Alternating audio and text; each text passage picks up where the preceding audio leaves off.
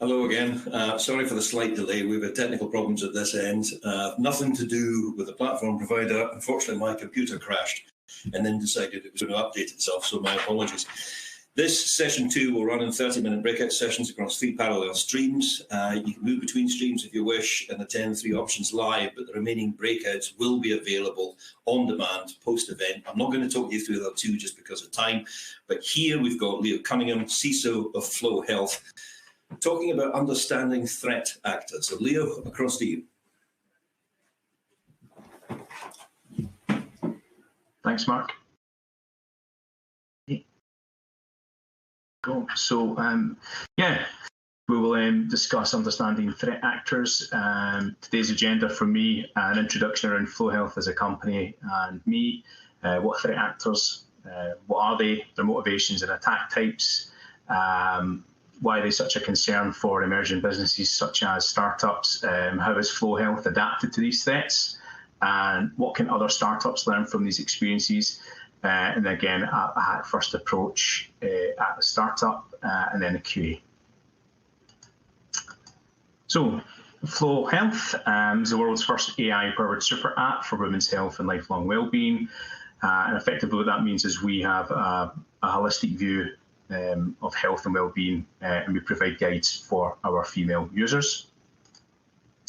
Our main achievements, so 10% of women in the US use Flow. We have over 165 million installs, over 3 million positive reviews on App Store, and we're currently #1 in the App Store across health and fitness category. Some context around me. The past decade I've worked across many different industries, as you can see, all building technology risk and security functions. My previous role, I was CISO at Zonal Retail Data Systems. I built an award-winning security function in the 4 years at the company, and I scaled security to cope with over 100,000 cyber attacks a day across 30 SaaS products that we have that cover web, app, and platform. My current mission in Flow Health is to create one of the most secure apps in the world, no pressure. So yeah, first aspect of the agenda, what are threat actors, their motivations, and attack types.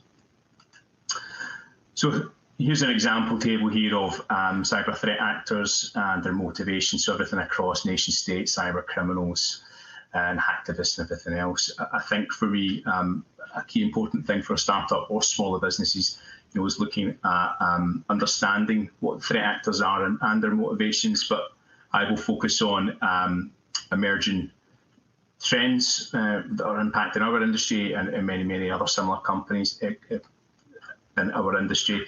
APTs, so advanced persistent threats, they can be categorized as criminal entities, nation states, and effectively guns for hire.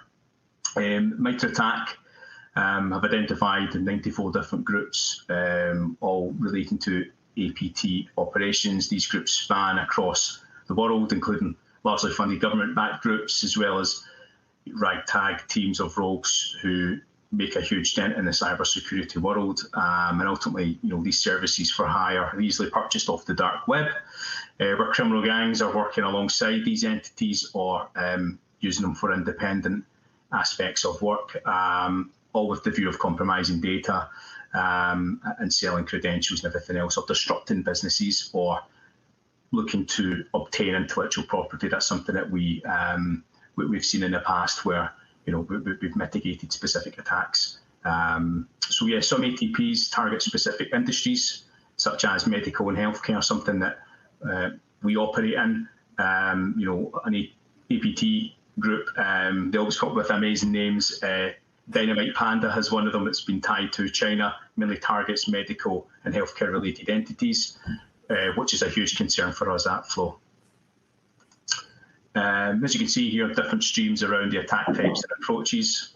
I'll focus on, again, criminality and attack types and how they're delivered into the ecosystem. As you can see, some standardized approaches there, several things like social engineering, phishing, and everything else. I think it's important to think about the stages prior to the actual delivery phase. So reconnaissance and how that's that's planned and laid out. You could look at, sites and APIs being scanned by something like Nmap. That would probably traditionally flag up in something like, your checkpoint estate or whatever you may have. Or they may be even more bold than that. They target employees and target and profile them specifically because they're ultimately the easiest to node into a company. Personally, I saw in my previous role an increase in 30% around specific employees targeted, where entities were looking to ultimately gain nuggets of information and then try and get inroads into the company where they're being transferred to other departments to speak to someone like finance to then look at an individual, then compromise them later on through social engineering and everything else.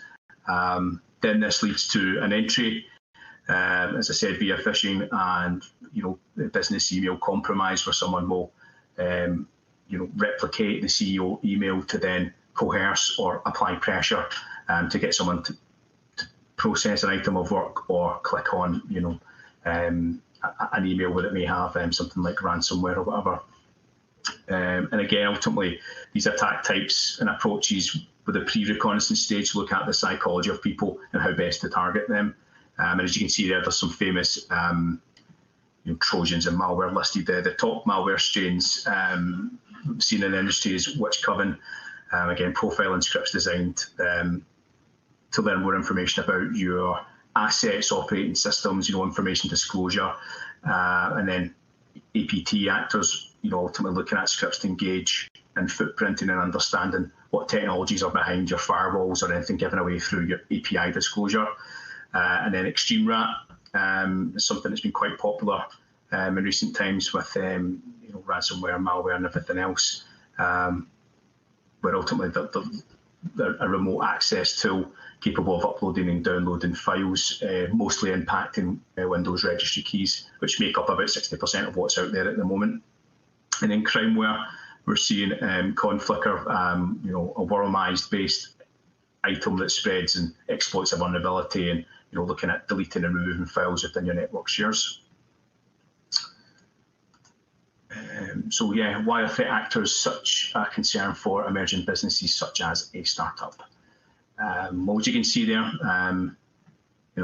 all of this is big business in terms of sensitive data and how much you can purchase an item off the dark web. Sensitive data is such a huge trading commodity in this social media economy that we live in today, where reputational damage is instant for a startup. As a business, we host hundreds of millions of sensitive PII data, and each user that we have that uses our services has about 4,000 data points alone. So if any of that information was disclosed onto the dark web through a breach or compromise, then that could be ultimately game over for us. And I don't know if many people out there have much experience on dark web or scraping tools, but ultimately can take a few minutes to go on the dark web forums to buy credentials for a specific platform or get Netflix logins or anything like that. So I would suggest anybody in this, in a startup or a smaller size enterprise to certainly look at investing in dark web scraping technology and getting things like have I been pawned APIs and everything else into whatever services that you're running to scan for security. Following on from that, so yeah, I think a couple of comments here. Where startups don't like friction and they're adverse to change, but given the rate of pace of startups and where they're looking to go and get their products out there, sometimes they can forget about looking at security from beginning to end. And again, for us, startups getting to market with velocity and the ability to scale is key for a startup. Often security is looked at later in the journey and not at all. As you can see, some examples here of recent data breaches of some companies, their valuations, how many records have been compromised, and ultimately the recurrent thing is, a hacker is on the network for a long period of time and nothing has been detected, or an unauthorized third party has access, whether it be through a repository or a third party that you've outsourced any work to. It's definitely something you should always be mindful of, which I'll touch upon later on. So yeah, these companies are very big in their respective industry, and it's amazing when a company scales that they forget about security. But that's something that Flow, we as a company, we are security and privacy focused, given the industry that we work in and the user base that we have. So it's non-negotiable at our company. So next agenda item, how does Flow Health adapt to threats, and what can other startups learn from our experiences? So yeah, joining a startup, I've spoken about fast-paced velocity. I think for me, the rate of pace at a startup is can be quite daunting at times, but everything is growing all the time, and can lead to complacency, as I've said. But again, this is what makes it very attractive to threat actors, because they're aware that getting to market ahead of your competitors is key. So they're expecting startups and smaller enterprises to take their eye off the ball, but again, focus on more awareness and insight and readiness around your capability. That way you're better prepared, and then obviously you can mitigate anything that effectively impacts your business. So foundations is something I frequently hear at Scot-Secure around, getting the basics done and everything else. And I am now in my 4th week officially as CISO, and something that we always kind of start with is the mindset and ensuring that appropriate culture is there. And that's something that can be applied to any industry and any business. And it's, as I said, it's non-negotiable at Flow Health, and it's key that people understand what data we have and how we process this and how we handle and control that data. So I think it's very important to understand data flows and your assets that you're looking to manage. That way you can understand where everything connects and conjoins, and then you can look at any control weakness or any areas that you need to improve. And again, looking at the technologies and how they interact and who has access to these and why. You'll always see something, something relating to AWS and, keys being leaked or something on a repository where it's a free-for-all in access. Again, it's best to validate every touch point in your organization to understand where the data flows and where it is in the event of a breach or any control testing that you may do. Again, defining the basics and allow everyone to be part of the process so they feel part of the journey. Something that we find is key is asking people in the engineering divisions, what they want to see from security and how can that help them instead of hinder their work. And automation is something we have embedded about 75% throughout the company already, and we're very proud of that. And again, gaining input across the company to understand what security means to them, so you can make it relatable, so they can understand and they can make that applicable to their BAU role or just day-to-day outside of work. So, so it's at the forefront of their mind as well. And again, looking at establishing your policies and responsibilities, and make other people own their domains, which is quite important. We have a process where people own their code, and we have many different tools that help them with that within the CI/CD pipeline, SDLC, and everything else, so that automation is constantly checking the variables before deployment. And again, constant awareness and interaction and discussing industry trends and review how security is relevant to employees, as I said, in a day-to-day role. So letting people know what events are out there and risks that could impact Flow as a company, so people are aware of that. So it's not a surprise when the worst case happens, and always keep it simple and ensure security is an enabler. So you get more benefit and more buy-in from people when you do that. Hack first approach at a startup. So some of the things that we've done, figure out what works best for you. We find that doing as many proof of concepts in the business really helps sell the idea and shows value of whatever it may be, a new tool, penetration testing, red teaming, CTFs, whatever. And that certainly helps the adoption, and it makes it easier. So static and dynamic analysis tools is something we've embedded throughout the company into our pipelines and our repositories. And some examples, what we use: Burp Enterprise, Sneak. We also use MITRE ATT&CK framework for planning of specific events, and Bitbucket pipelines. We have everything in there that scans our code base. And YAML is throughout, as you can imagine, within our AWS tool sets and tooling. And it all feeds into Slack and Jira, so there's a constant update of information and where we are from our security posture. So people know exactly where we are in our journey.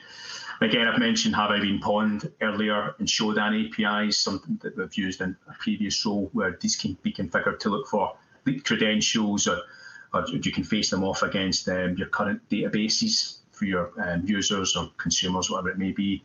And then you can validate if any credentials have been exposed in other data breaches elsewhere, and then you can notify your users. Invest in dark deep web scanning.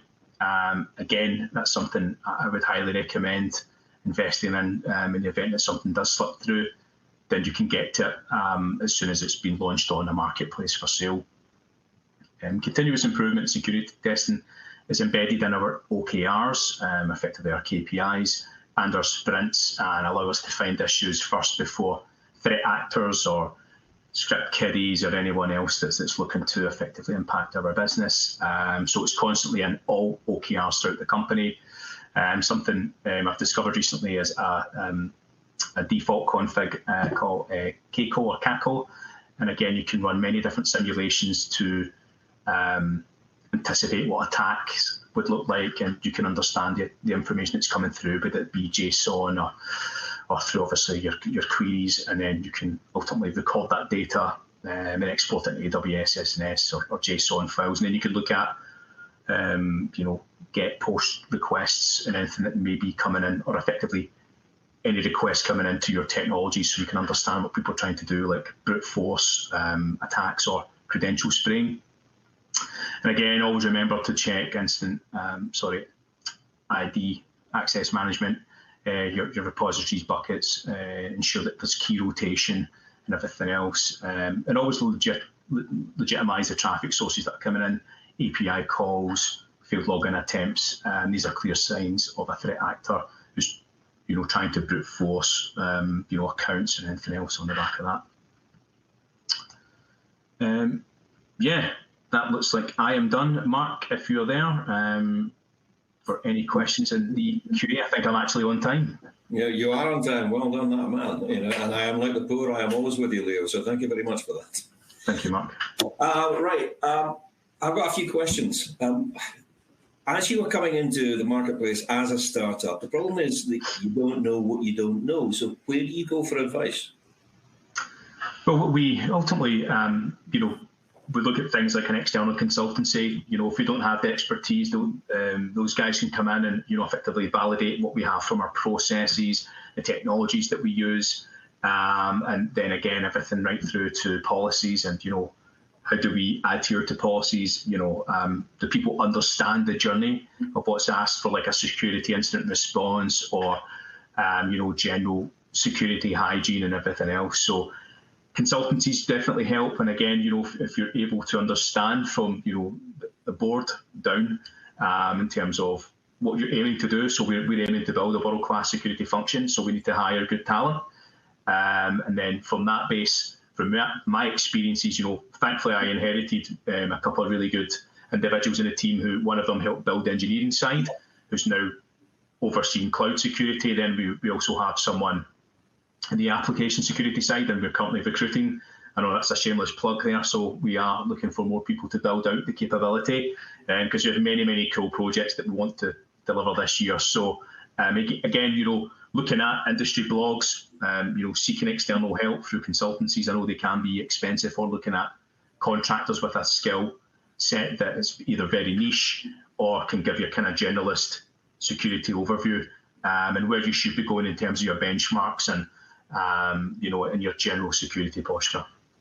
Are your staff pretty savvy anyway? I'm thinking in terms of when people have been socially engineered, it doesn't tend. Stupidity is not the problem. Yeah. Kindness, the desire to please is very often the problem. It's trying to train people not to be kind, not to be helpful.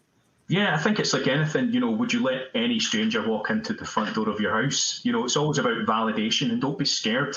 I've seen this in previous organizations where we've had people walk right through 3 levels of controls, right through the reception, front door, and into the building without a single person asking them about their badge.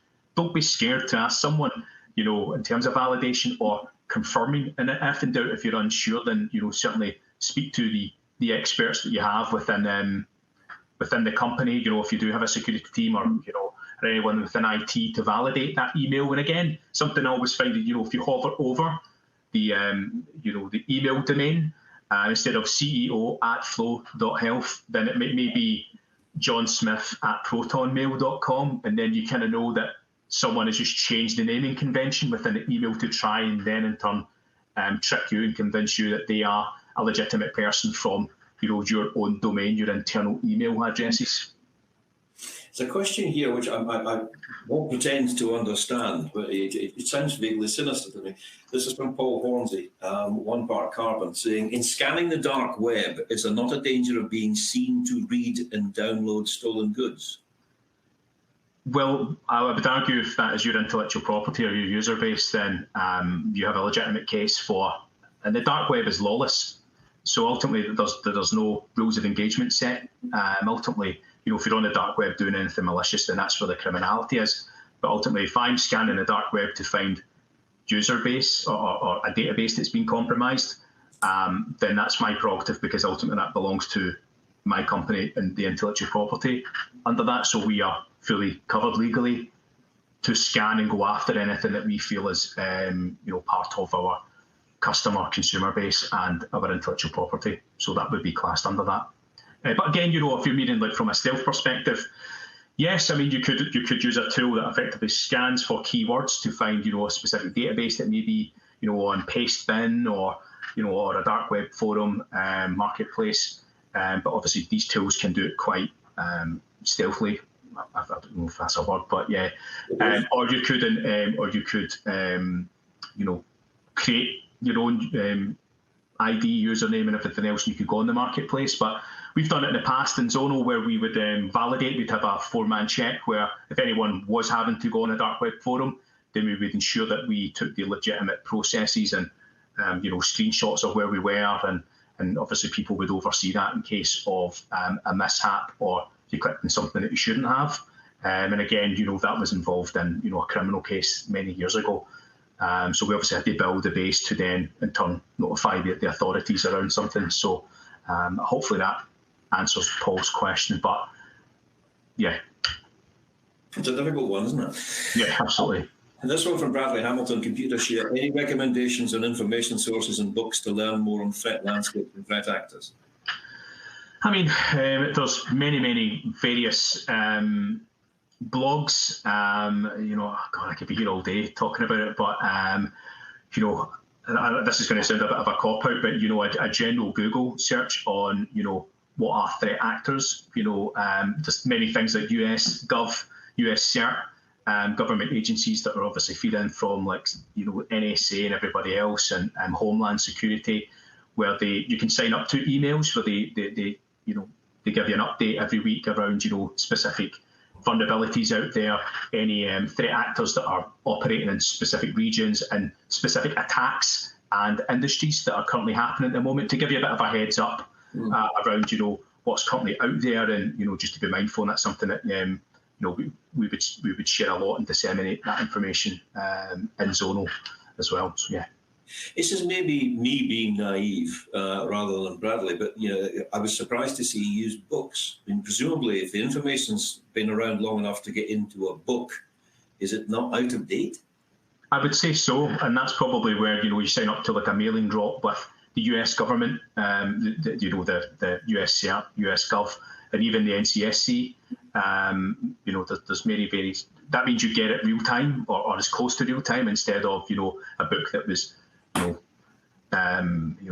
published about a year ago, because threats and the landscape and industries and everything else change every single day. And I think that's what makes cybersecurity a very exciting place to be involved in, because every single day does change. There's always a zero-day exploit that no one's thought of, or there's something out there, an attack vector that no one has considered, and everything else. So yeah, I would say, signing up to something, from a kind of that really high level at the US CERT, US Gov is definitely probably the best source of information out there, and it gives you a list of, as I said, all current vulnerabilities and everything out there in terms of APTs and criminal organisations that are currently working in their respective regions. Another question. As cybercrime becomes both big business and a powerful weapon, are we seeing the decline of the thrill seeker who likes to just get in there because they can? No. There will always be the thrill seeker, script kiddies or hacktivists that will constantly always test themselves. They will want to compromise systems and the integrity of infrastructure and everything else. They will, I think they've kind of become more of a soloists in terms of what they're doing, instead of being part of something like a hacktivist group or like Anonymous or anything else. And again, someone will always want to test the capability to get a one-upmanship on someone, or to brag to a company that they've compromised them. And maybe through that process, they're asking for a cryptocurrency, or they just want to see them burn effectively because they have a grievance. Or, I've seen many cases where people who have had a really bad customer experience with a company and through their skill set have compromised them just to piss them off effectively. Excuse my language, but yeah. Right. Yeah, it seems strange. Looking at your particular company, what would be your biggest fear, just briefly? What keeps you awake at nights? Yeah, so the thing that keeps me awake is obviously the compromise of our data. So we have over 140 million users, and more and more regulation is creeping into healthcare and health tech. I mean, our industry is called femtech. So obviously, we're an industry leader in what we're doing. So there's all eyes on us. So the bigger we become, so does the target on our back.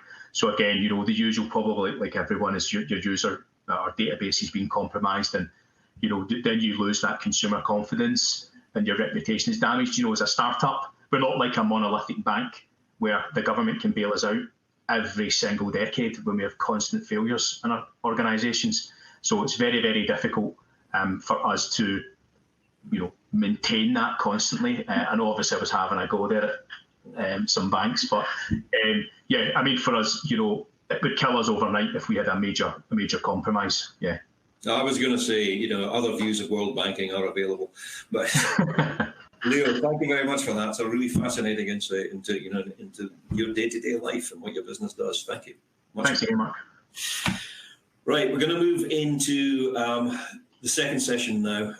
In the other two streams, we've got Changing the Cyber Landscapes, the Battle of Algorithms, with Georgia Bell from Dark Trace, and in Breakout F, your organisation through the eyes of an attacker with Jai Eyanegu from TechForce and Javed Malik from KnowBe4. But here, this is Breakout D. This is Eliza May Austin, Chief Executive Officer of that security company. We were talking about coloured teams earlier today. She's going to be talking about purple teaming. Eliza.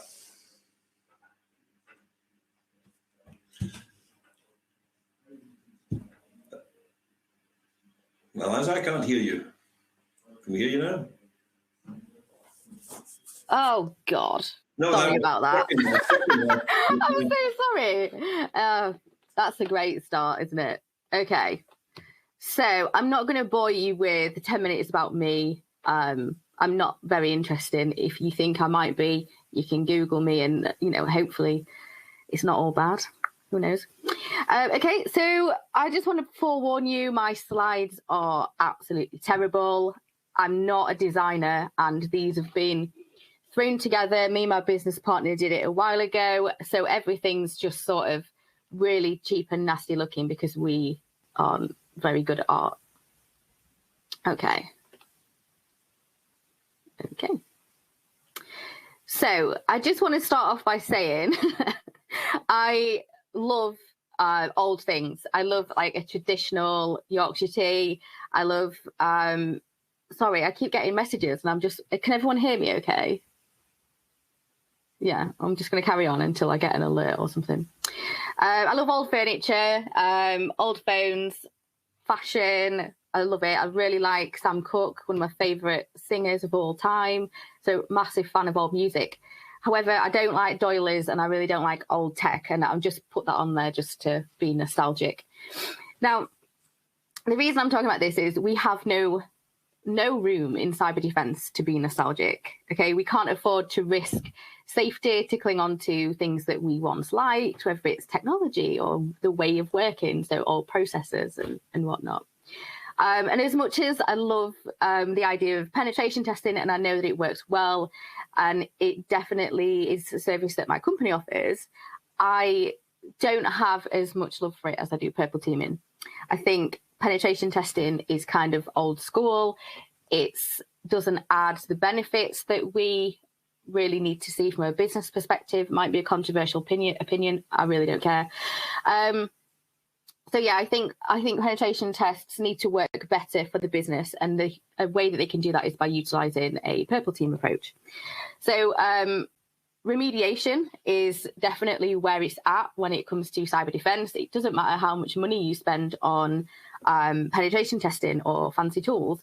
If you don't do anything with the information you get out of those services, what's the point? So remediation is definitely where it's at, and it's very important and it shouldn't be ignored. So, okey-doke. So I just want to go into some frustrations. So this whole talk has just come out of frustrations, basically, but it's not a rant. I promise, it's not a rant. Okay. So there is a massive investment in cybersecurity. So for all of us that say, you know, we've worked in companies where we don't have the budget that we want, we can't have the things we want, and you know, there's a lot of hindrance in some places. In total, like in 2019, £1.25 billion was spent on cyber defence, which is a stupid amount of money. It's absolutely crazy. Does anyone feel like we're getting any better? In some circumstances, yes. Maybe not in public sector in some places.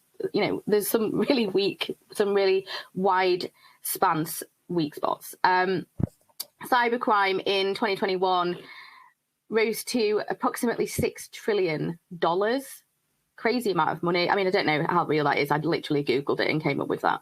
So it might be wrong. But it's a lot of money. And we don't seem to be winning. We don't seem to be getting much further. We don't seem to be combating all of the APTs we've been speaking about this morning in previous talk. And, you know, hacktivists and just bored people or even internal employees. You know, we don't seem to be getting any better. Every single week there's a new widespread compromise which is on the news.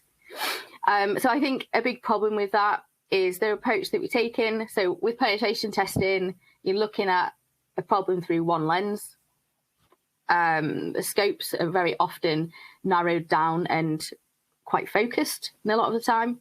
And then on the flip side, they can be quite open in the sense that it will be, see if you can pop this box, see if you can access this database, and very rarely there's a conversation around the route in which that is done.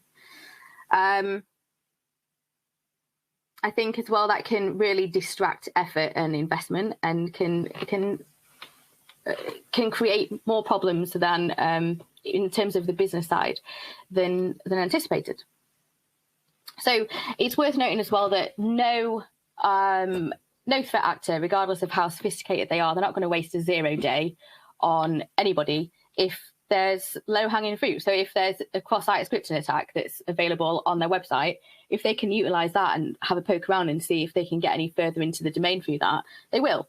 So I think a concentration on applicability, things that are relevant to particular industries, is where it's at here as well. So I'm just going to bring this next slide up. Okay, so again, I'm really sorry about the graphics. I did this myself. I'm actually really proud of it. Okay, so this is the traditional look at how pen testing works.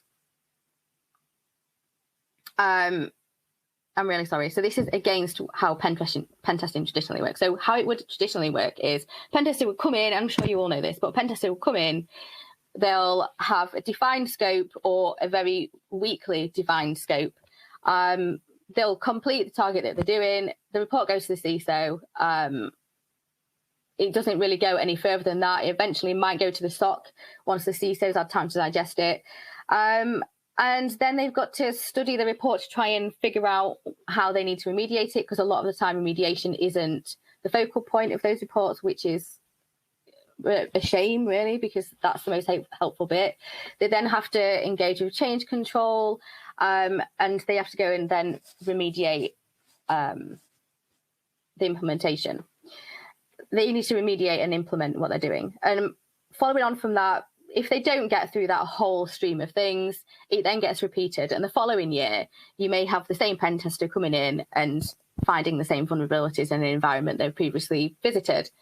Loads of pen testers will tell you that. And, you know, it's a frustration of theirs as well that the customers aren't always remediating what they find and tell them about. Therefore, the work becomes quite boring. So I'm going to go into sort of a tried and tested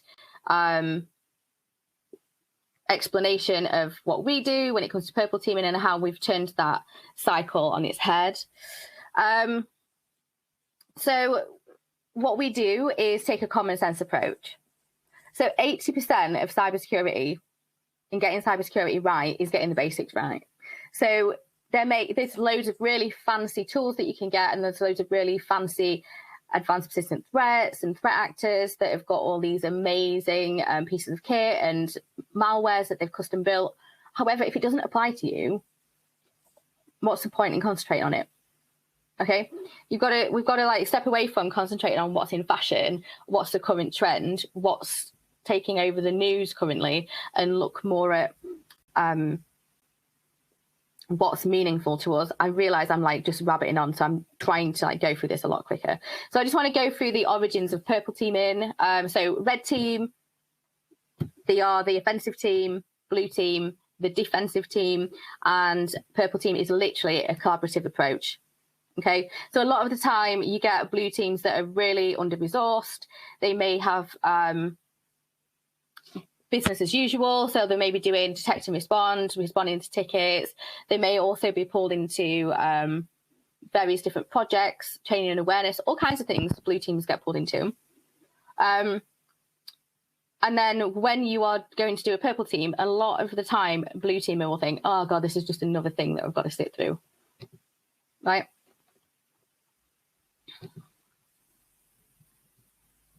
I'm really sorry, guys. I did not go through my slides then. I was doing it on my own screen. Don't hate me. I'm sorry. Okay, so the importance of adversary emulation in purple teaming is absolutely paramount. So we have to think, like, let's say you've got a manufacturing company, their threat landscape is going to be massively different to that of a medical company or a femtech company, like the previous talk mentioned. Completely different landscape. They need to concentrate on completely different things.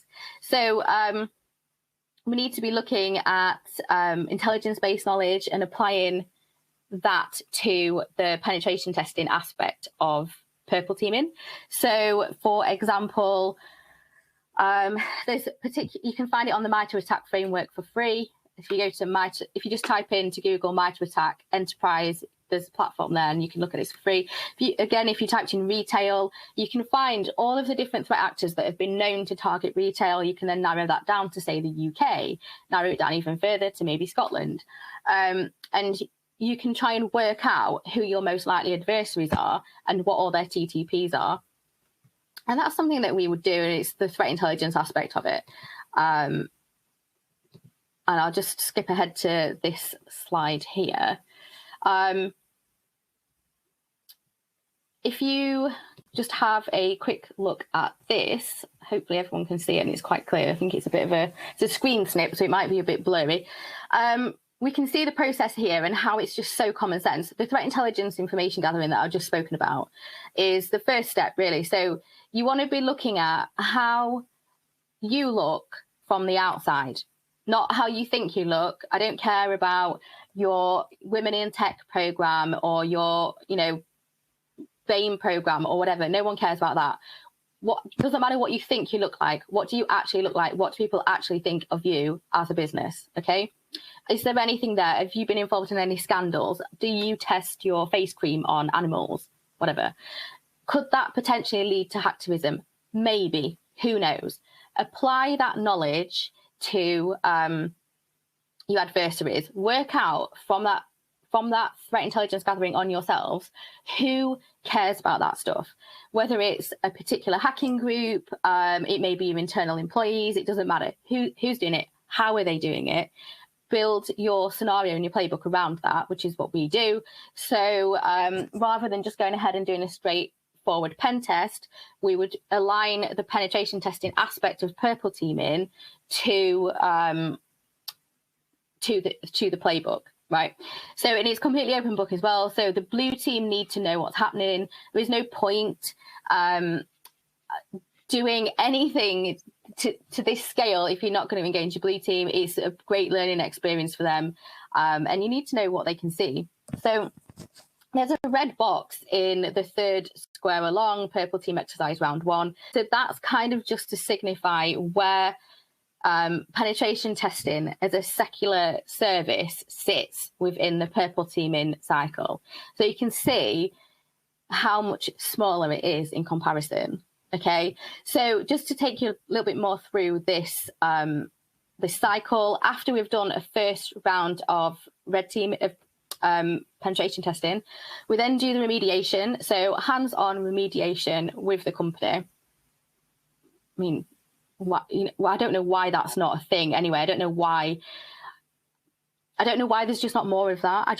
That's the most valuable part of testing anything, is to know how to fix it and then go and fix it. We then do a round 2 and repeat the exact same pen test that we did, again aligned to that playbook that we created. And then we've got an executive presentation where we can literally say, oh hey, this is what you looked like before, everything was red and everything looked really dodgy and insecure. I'm totally going overboard there, but you had all these weaknesses and you had some vulnerabilities, and this is where you are now and everything's blue, because red and blue, really valuable to know, are you secure, are you not secure, rather than amber, yellow, green, orange. Who cares about that stuff? I don't. I'll skip that one.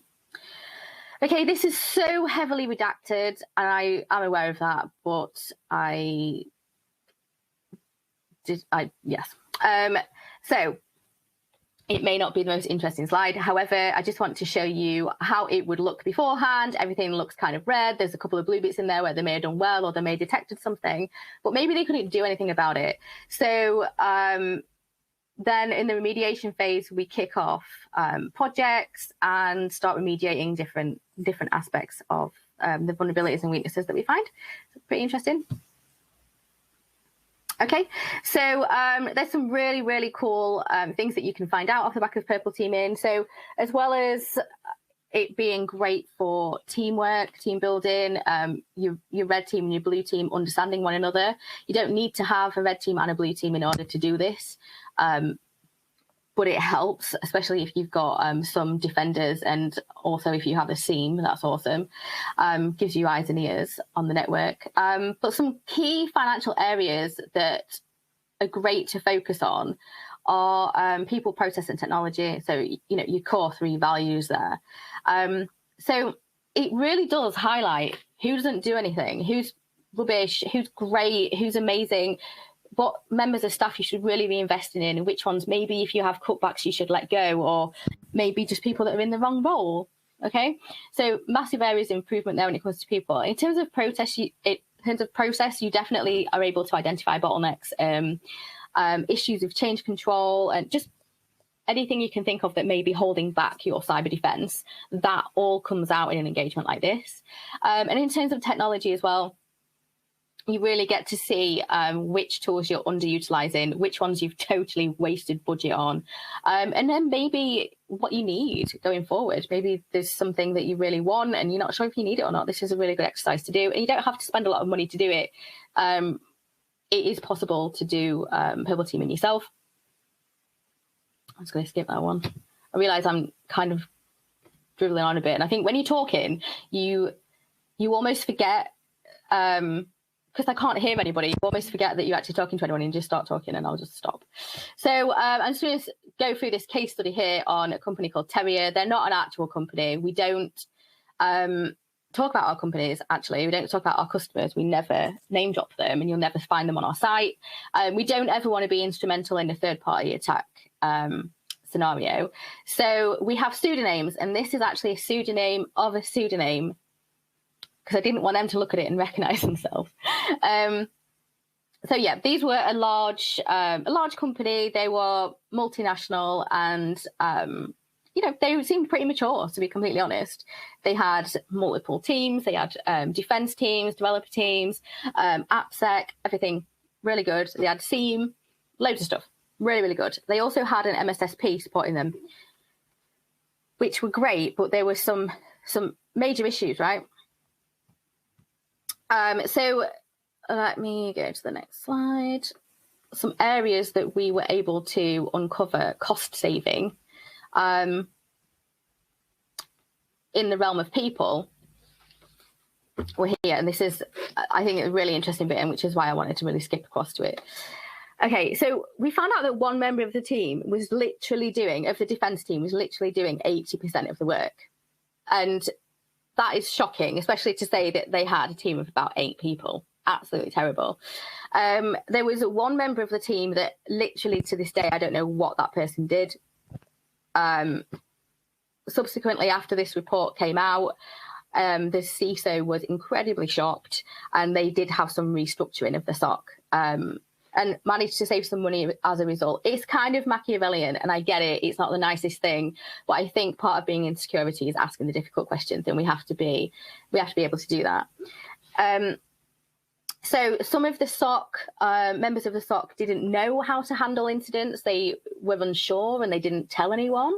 So we identified some need for training and helped them find a training course which would suit their needs, and that was in budget as well.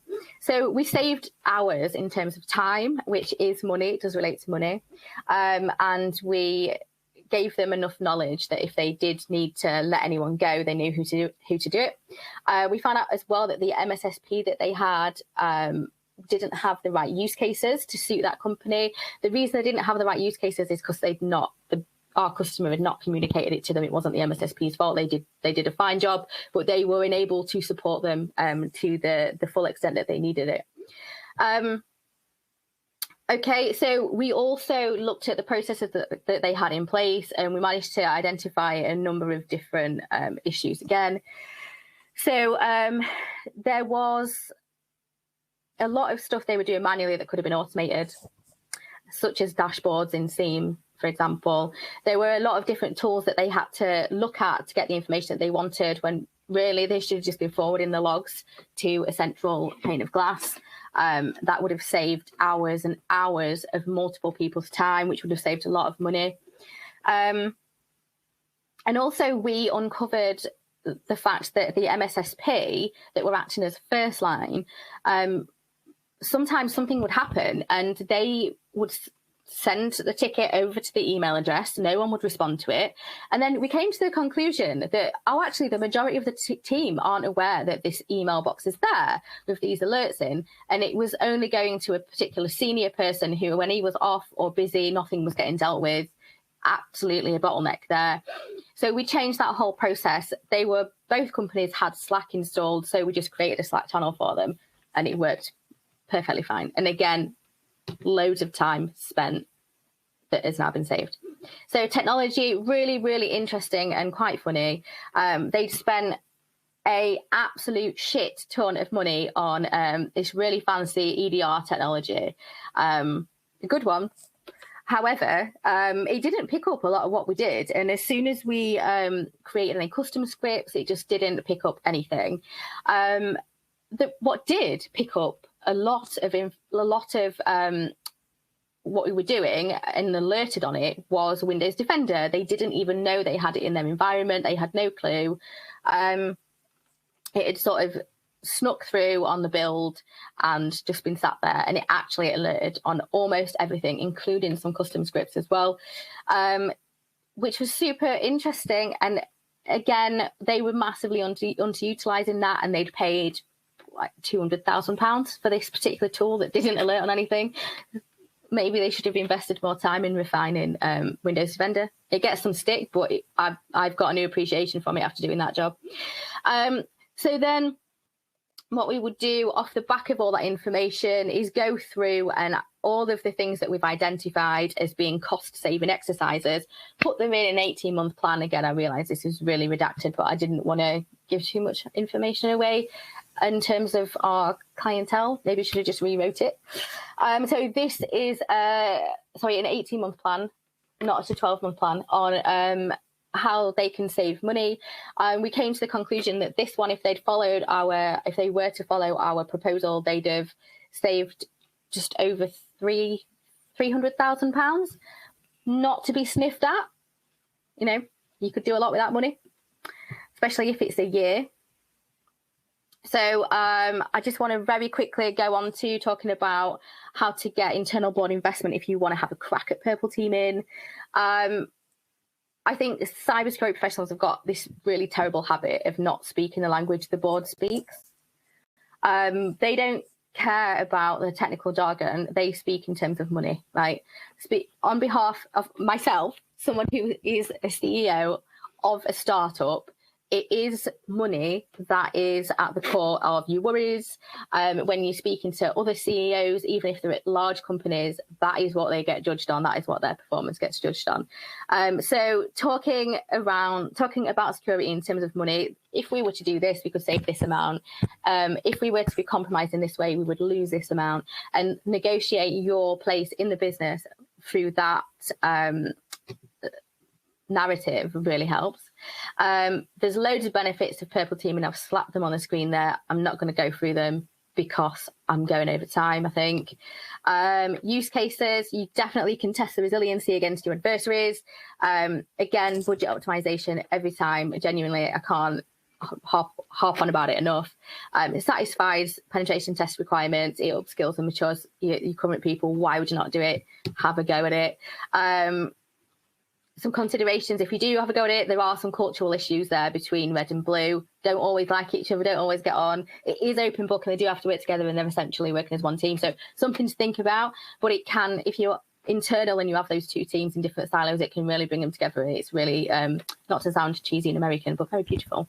You do need to consider the blue team's workload. They do notoriously have a shit ton to do. Have a think about that. Bureaucracy, we always get change control involved whenever we go and do a purple team engagement. They're one of the first teams that we speak to, just to make sure that those remediations can go through quickly, and that they're verified and signed off really quick. But there is bureaucracy that is a pain in the hiney-ho, so make sure you think about that. Resources, frequency, are you going to do it every year? Are you going to do it bi-yearly, or are you just going to do it as a way of working, which I think is awesome. You can't beat having a purple team meeting once a week. What's the point in you doing it? That's the key thing to think about. Okay, how to purple team on a zero budget. I'm not going to go into it because I'm going over time. However, I do have an old article. If you go and check me out on Medium or LinkedIn, it will be there somewhere on how to do it on a zero budget. Excuse me. Some key takeaways. I think the best takeaway there is it matters less how much you spend and more on the efficiency of spending it. So how you're spending it and where you're spending it is what's important. Any questions? Sorry, I totally rushed that at the end. Not a problem. Can I say how delightful your opening comments were? I'm not very interesting. The slides are cheap and nasty because we're not good at art. Refreshingly honest, I felt.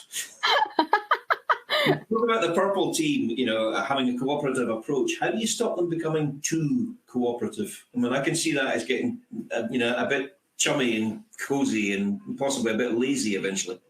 Yeah. Well, I disagree. Right. I think as an industry, we really all got on the gamification board, back in 2015 to 17. Everyone was talking about gamification and, trying to play off red against blue. And I don't think it did us any favors, because it doesn't matter how good your red team is or your penetration testers are. It doesn't matter what they find. If you can't do anything with that information, it's pointless. So you can have some amazing penetration testers and, they do an amazing job and they're at the forefront of the industry, but then you come to decipher what they've done as a business. It's not always easy to do. And I think having a blue team involved in that really really can add so many benefits, and you can smash those remediations out a lot quicker. Also, your red team and your penetration testers have to upskill, because they now know that the blue team know their methodologies. So they've got no choice but to upskill. So both teams just become better at their job. I do appreciate what you mean, and I think that there's definitely a place for black box pen testing and just red teaming in general that doesn't involve blue teamers, just to test everything. But overall, I think purple teaming is definitely the way forward to get the benefits of both sides. And your opening comments again about the fact that, we've been doing this for years and spending millions on it, and we don't seem to, things are not getting any better. Surely the paradigm is that, the antelopes are never ever going to say we've solved the lion problem. Yeah, no, I agree. And I think we're going to have a squeaky bum all the time. Oh, I'm so sorry. I spoke over you then, but there was a slight delay and I thought you'd finished. Right. Yeah, there's always going to be problems.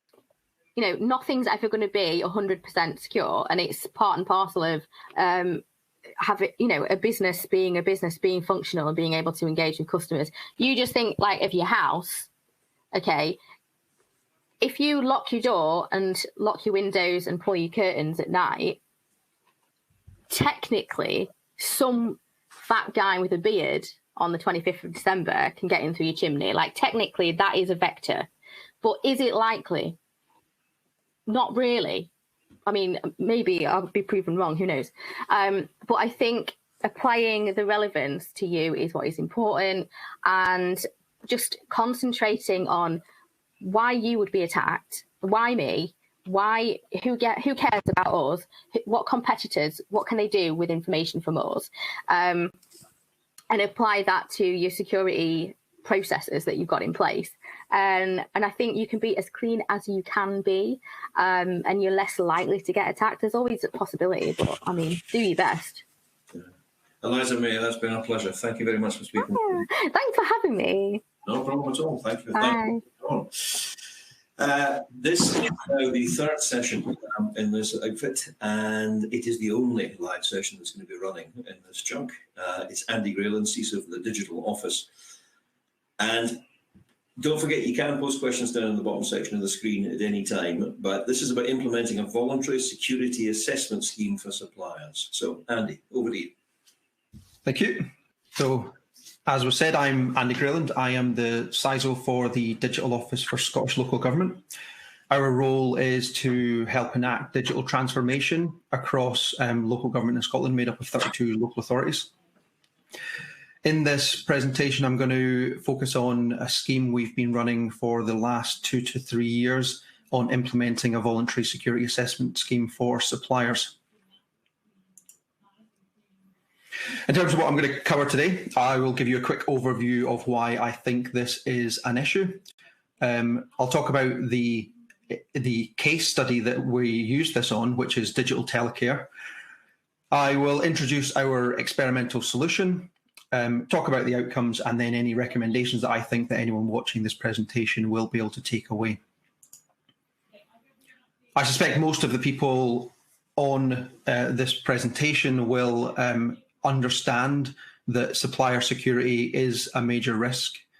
We've seen a huge number of attacks that come through the supplier route, as well as when you outsource your security and you have data that's protected under the Data Protection Act 2018 or GDPR, that the security of that supplier is absolutely paramount to your business objectives. And in terms of councils and anyone, it's not just the supplier since May 2018 who will be held accountable for their security if they're processing your information, but it's also the data controller, in this case the councils. In addition to that, as well as potential fines from the ICO for GDPR breaches, councils have the reputational potential damage. So if something goes wrong, again, it's not going to be the suppliers who are dragged over hot coals by the court of public opinion. It's going to be the council that was using that service in the first place. Individual customers, and I'm sure most of you will have experienced this, have very little sway over suppliers' security. You can ask for evidence of security, but ultimately, if the supplier comes back and their evidence is not sufficient for you to make a purchase, then in most cases, you will just have to go and find yourself another supplier. And what that means in niche markets is that market forces don't really have sufficient weight to drive change. There's no momentum there for the suppliers to have to change because everyone else is changing, and if they don't, they'll lose business. On the other hand, suppliers can often be unaware of the standards that they need to achieve. Now, in the public sector, we are acutely aware of things like GDPR in our risk management. We are generally large organisations with lots of employees, and we have to take this stuff really seriously. Some suppliers in some niche markets can have, I've seen one company in this supplier scheme, and they have a total of 11 employees. It's very difficult for them to keep up to date with the most recent trends in security standards for particular niche markets. In terms of the case study that we used this supplier assessment scheme on, it's something called Digital Telecare. And I suspect most of you will have seen either in a video or because one of your grandparents have got one of these things in their house, but across the United Kingdom, and particularly in Scotland where we were working, there are alarm boxes in houses and housing associations where the person living in that home can push a button, pull a cord, or have like a device hanging around their neck, a pendant. And when they do that, they'll instantly be put through to an alarm receiving centre where they are able to have whatever issue it is that they're having that at that particular moment dealt with. You'll be probably very surprised to learn that at the moment, the vast majority of that service is carried out over analogue telephone lines.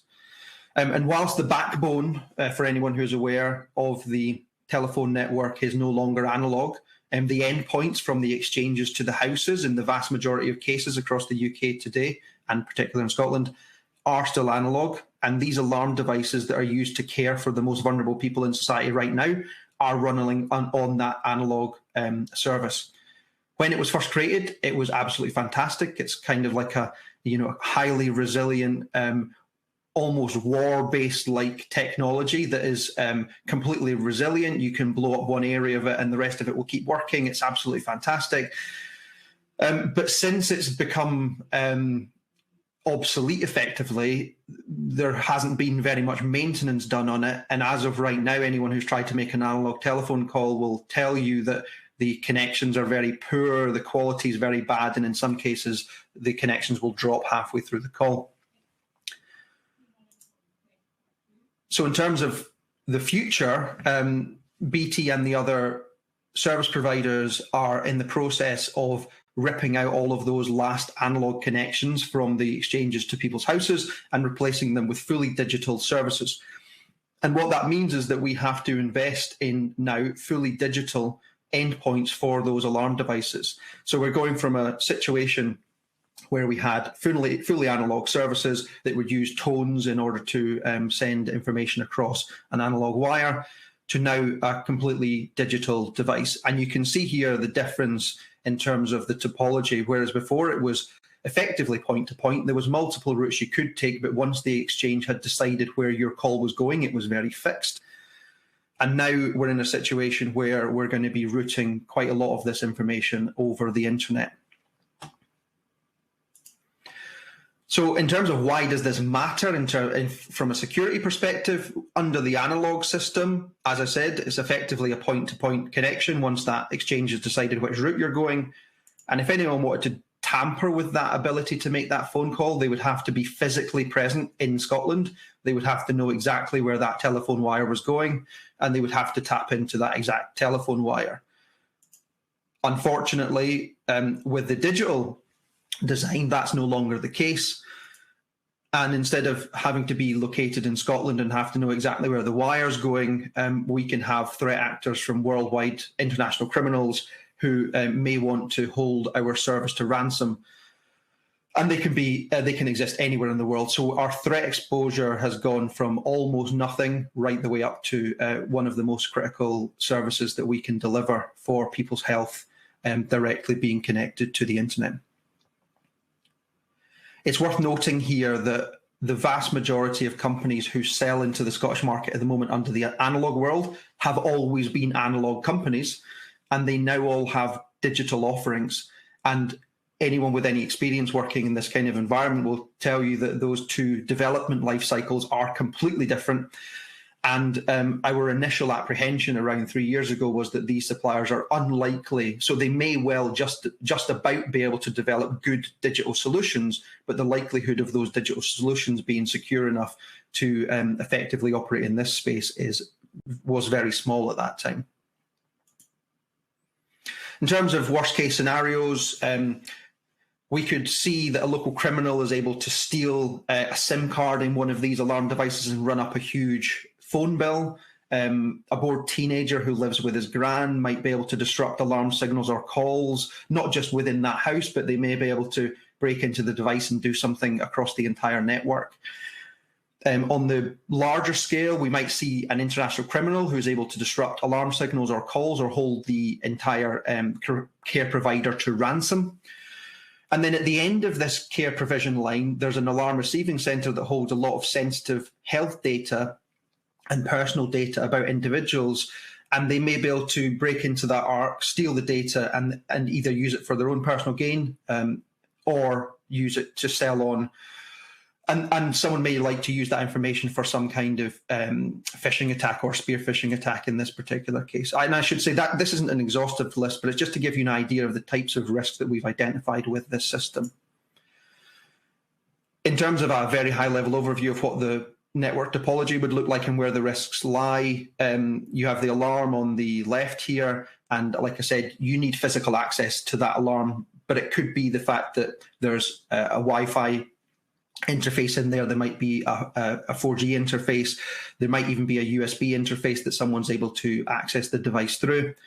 For the most part, they'll go over private APNs in the 2/3/4G space, and those will almost certainly be secure. That's absolutely fine. But when it pops out the other end, it's likely to be on the internet. There are two software elements to this service. One is a device management platform, which looks at how we are able to make sure that the device is healthy. We usually send some kind of heartbeat to say, are you online? Are there any problems?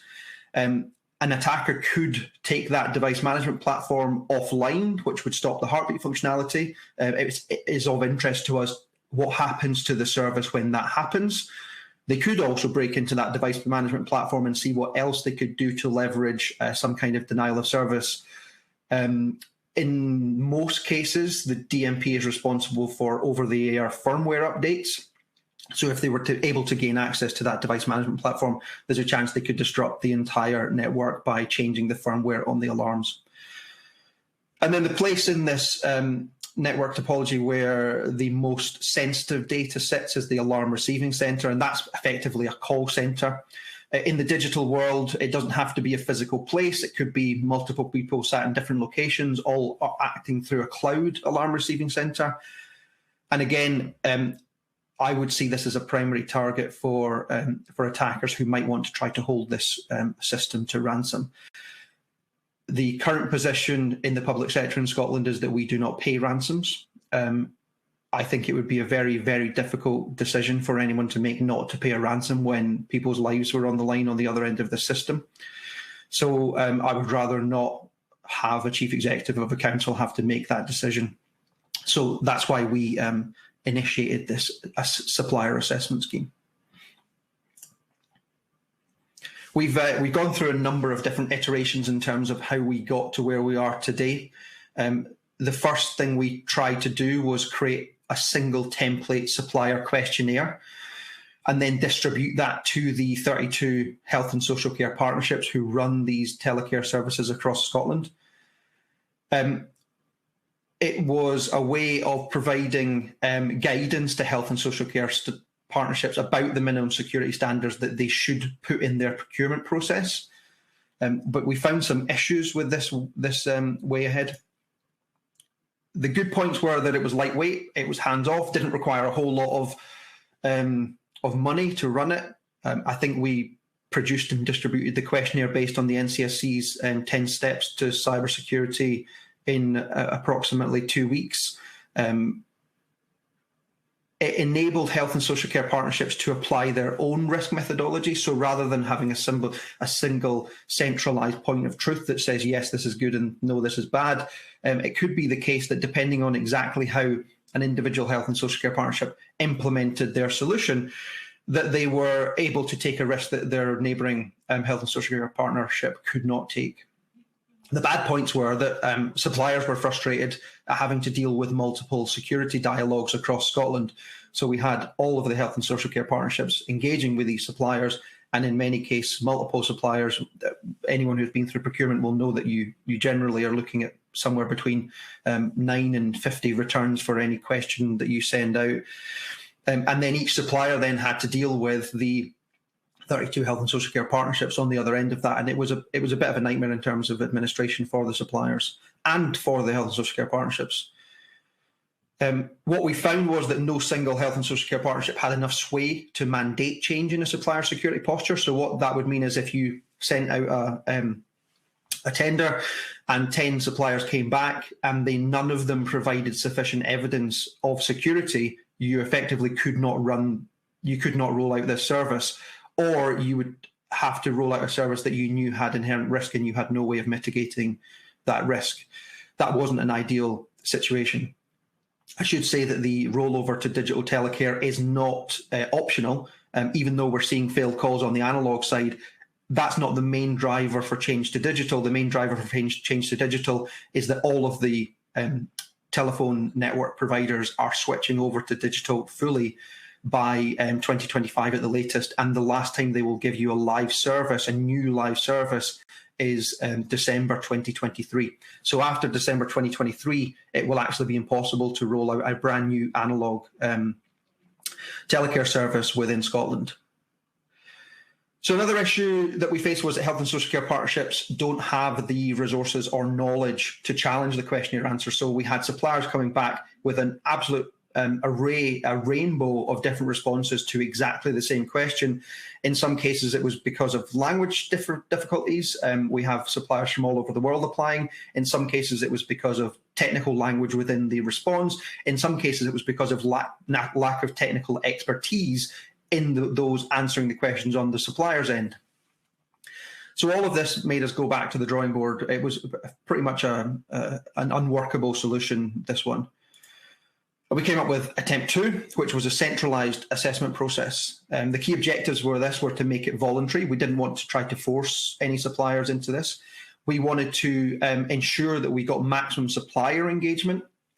We wanted to ensure that suppliers were not told that they were either going to pass or fail, but instead were assisted in bringing their technologies up to the relevant standard, so that we didn't end up in a situation where there were either no suppliers in the Scottish market or where there was only one and they then formed a monopoly.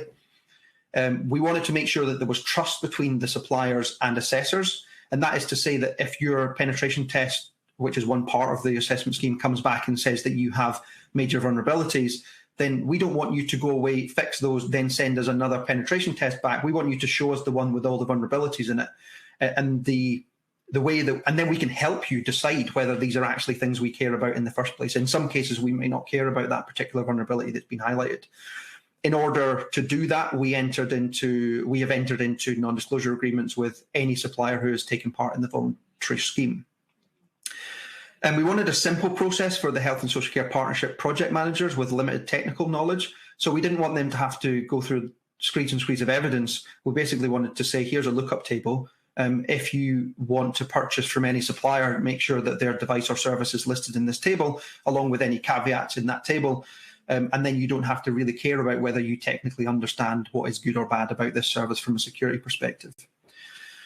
It was quite important for us that there was zero cost for health and social care partnerships, and we wanted to make sure that there was limited cost for suppliers.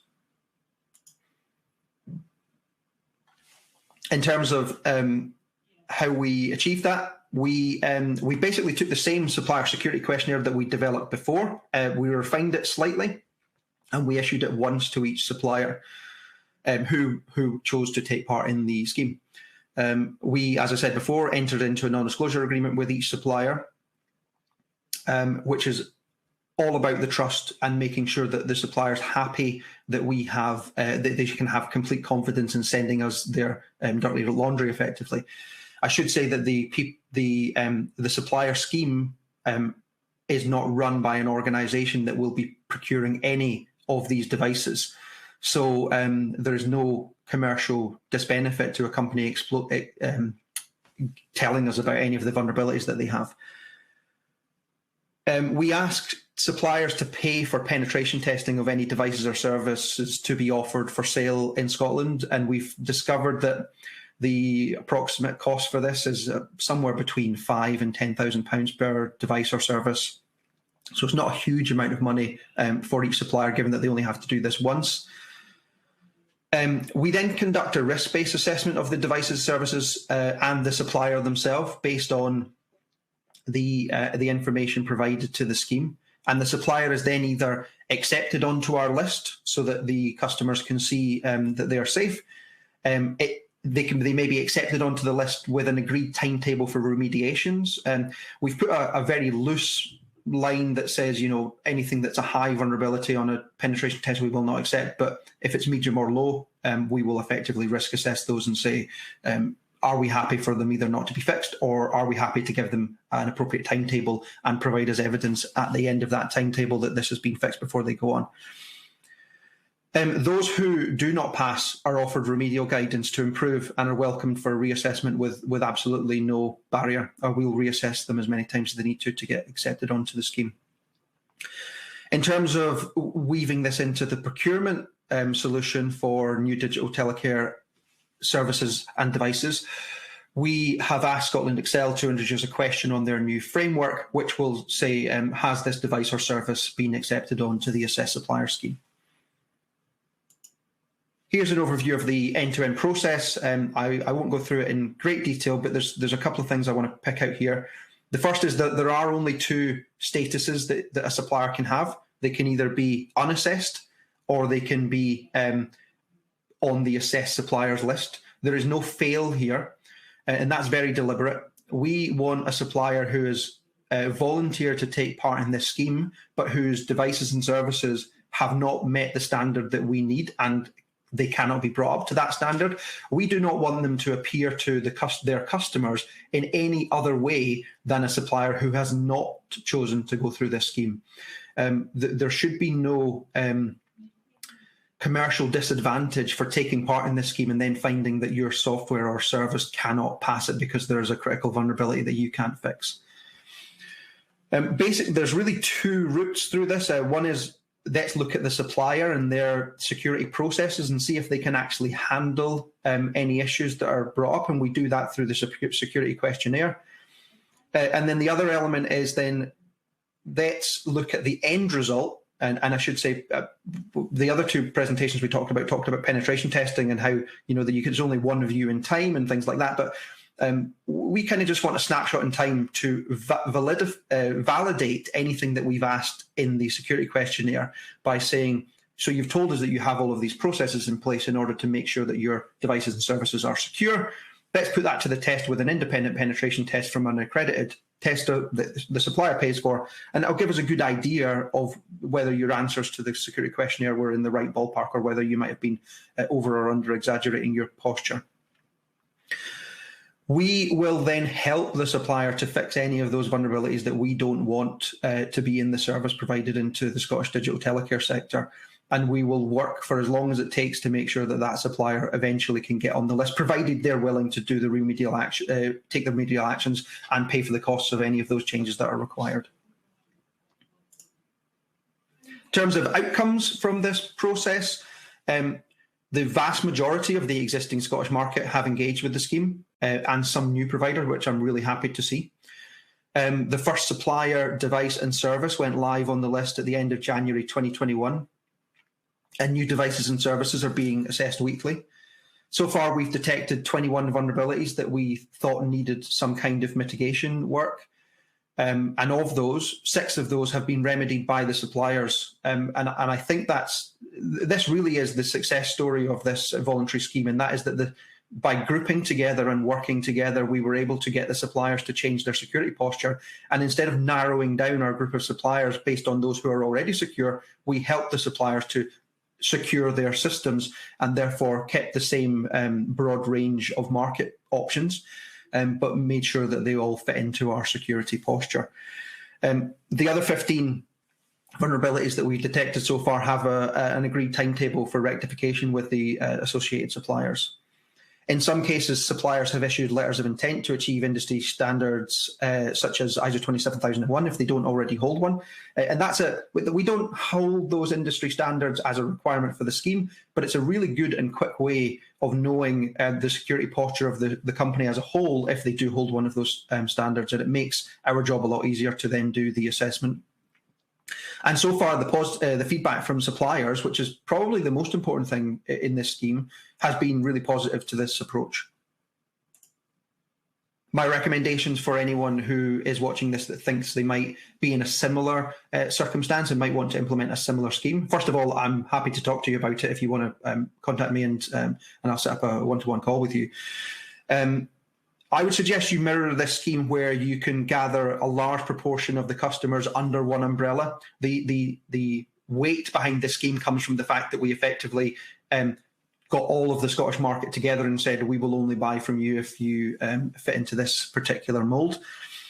It probably will only work, or probably will only be required where the market is niche, because we're beginning to see, and we saw presentations earlier on today, that new technologies in where there's effectively no barriers to entry for new companies, they already understand that they need to develop new products that are safe and secure, and we're starting to see in larger markets that the industry is already heading in that direction. But if you're still in a niche market where there's no market forces driving security, then this might be for you. Potential limitations of our experiences. Well, I would say that the digital telecare market is exceptionally innovative and technical, and for that reason, it might be easier to request change within that market than it would be in another market. And in addition, the analog to digital switchover is a multinational issue across the globe. It's multi-billion-pound commercial opportunity for these companies in a very short time period. Effectively, everyone will be ripping out their old systems in their entirety for the first time in about 50 years, and will be replacing it in entirety. And because of the amount of money behind that, it could be that those suppliers were more willing to invest in their security and this scheme than they would be if it was just a routine annual payment that they were looking for. I hope that has provided some insight to the scheme. And if you have any questions, I'll be happy to answer them. Andy, thank you very much for that. Once a company has come to you, and they've gone through, and there's been the to and fro and what have you, and you eventually sign them off and you say, that's fine, you are now secure. Is that indemnified in any way? The fact that you have signed them off, is there any sort of guarantee for the buyer? No, there's no guarantee. What we do is we provide draft contractual clauses that the buyer can put into their contract, which basically say that you must maintain the standard and be continually on that list. Otherwise, we reserve the right to revoke our custom. That's as much as we get as far as indemnification. And how quickly can a company go through this, or how long can it take? Is probably the more relevant question. If assuming that the company had all of the evidence on the table already, it could be as quick as 1 month. What we've discovered, though, is that in every single case, the company didn't have all of the required information, in particular, an up-to-date penetration test. That's almost always the thing that takes the longest amount of time for them to achieve. So where they haven't already done a penetration test on their devices or services, you're looking at around about 3 months. Malcolm Moore from CNI Scotland saying, how do your supplier digital initiatives align and integrate with other approaches across the UK designed to protect the digital and physical supply chain, especially focused on a joined-up approach to this issue involving both the public and private sector? So at the moment, they don't line up. I assume this question is related to the general supply chain and not specifically to digital telecare. The general supply chain, it doesn't link up at all. There is a current application being run by the Scottish Government, which is fantastic, and it is looking at the broader supply chain. But I do think that at the moment that still needs a bit more work in order for it to be effective. Hopefully, in the future, a scheme like that, which covers every single supplier for every single market, would be the future. Unfortunately, we didn't have time to wait for that to be finalised. In terms of more specifically within the digital telecare market, Scotland is basically trailblazing with this at the moment, and we have interest from England, Wales, to have access to our results at the end. And part of our grant funding from the Cabinet Office is that we will open up our results to the wider UK once we've completed our trial. Is that always not going to be the issue, though? Because a lot of these companies are trying to bring a product to market as fast as possible. Time is of the essence to them. You need to keep it pretty slick. Oh, absolutely. And if we could speed up the process, then I would do it. The issue is probably we don't charge suppliers for taking part in this scheme. Which, if we wanted to do it like in a kind of regimented way, we would probably have to charge some kind of fee so we could keep a permanent staff. But like I said, the slickness at the moment is almost all dependent on the timelines for the delivery of the penetration test, and that's completely out with the control of the scheme and is in the hands of the supplier. Andy, that's been very interesting. Thank you very much for speaking to us today. Oh, thank you.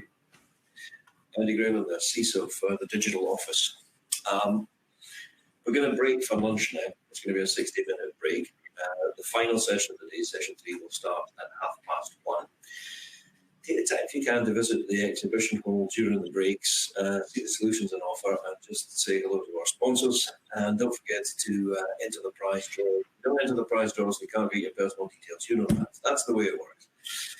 I hope you enjoy your lunch. I said, visit the exhibition hall if you can. And thank you very much for your attention on this session.